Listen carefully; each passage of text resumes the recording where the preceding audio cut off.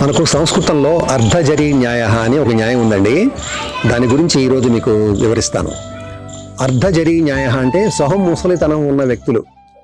సొగం ముసలితనం ఎలా ఉంటుంది అంటే, వారు నిజానికి ముసలివారే, కానీ పొట్టిలాగులు వేసుకునో జుట్టుకు రంగు వేసుకునో ఏదో ఇబ్బందులు పడుతూ వాళ్ళ వయసుని దాచిపెట్టడానికి ప్రయత్నం చేస్తారు. అలా విజయవంతంగా వయసుని దాచిపెట్టగలిగిన వాళ్ళని మీరు ఎక్కడైనా చూసారా?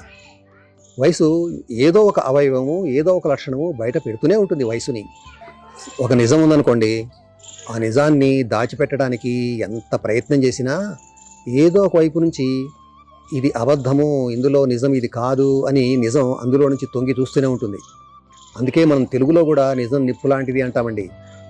నిజాన్ని దాచలేనప్పుడు ప్రకృతి సిద్ధంగా జరిగేవన్నీ, ఎవరూ దాచలేని విషయాలు జరుగుతూ ఉన్నప్పుడు వాటిని చెప్పడానికే ఈ అర్ధజరీ న్యాయ అని ఉపయోగిస్తారు.